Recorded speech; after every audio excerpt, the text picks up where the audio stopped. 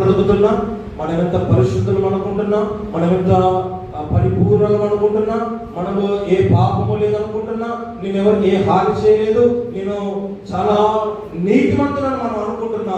దేవుడితో కూడా నడవకపోతే ఆ నీతి చెల్లదు, ఆ పరిశుద్ధత చెల్లదు, ఆ నిందారహితమైన జీవితం చెల్లదు. ఆ దేవుడు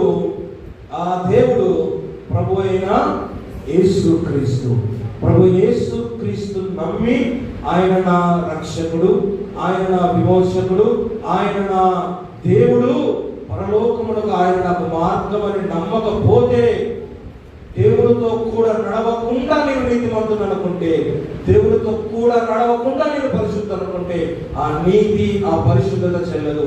మన నీతి మురికి గుడ్డలతో సమానము.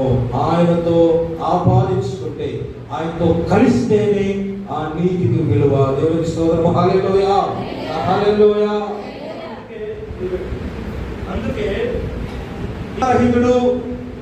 ఈయన నిందారహితుడు, ఈయన నీతిమంతుడు. దానికన్నా ముఖ్యంగా దేవుడితో నడిచిన వ్యక్తి. ఆ ఒక్కడే కనబడుతున్నాడు దేవునికి పరిశుద్ధంగా, ఆ ఒక్కడే కనబడుతున్నాడు దేవునికి బ్రతకడానికి అవకాశం కలిగిన వ్యక్తిగా. అందుకు ఆయన అన్నాడు, అంతకుడు చేస్తాను, నిన్ను మాత్రం బ్రతికిస్తాను. ఎందుకంటే నేను నిన్ను పిలుచుకున్నాను, నేను నిన్ను కావాలనుకుంటున్నాను, నేను నిన్ను కోరుకుంటున్నానని నోవహుతో అన్నాడు. ఇప్పుడు దేవుడు నోవహును కోరుకున్నది ఏ లక్షణాలు చూసి చెప్పండి? ఏ లక్షణాలు చూసి? నీతిమంతుడు, నిందారహితుడు, దేవుడితో కూడా నడుస్తున్నవాడుగా కోరుకున్నాడు. దేవుడు ఒక వ్యక్తిని కోరుకోవాలంటే ఈ లక్షణాలు ఉండాలి.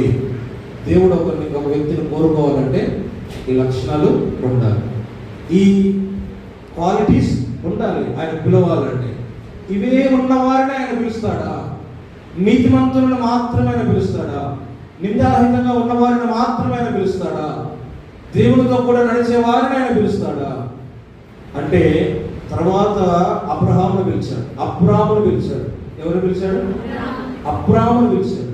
అబ్రాహాము గురించి మీరు మొదటి వారం వింటారు. ఆ తర్వాత యాకోబును పిలిచాడు. ఎవరు పిలిచాడు?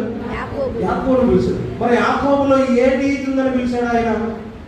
యాకోబులో ఏ పరిశుద్ధత ఉందని పిలిచాడు ఆయన? యాకోబులో ఏ నిందారహితమైన జీవితం ఉందని పిలిచాడు ఆయన? యాకోబులో కొందరపాట్లు ఉన్నాయి, యాకోబులో మోసపూరితమైన ఆలోచనలు ఉన్నాయి, యాకోబులో పరిపూర్ణత లేదు.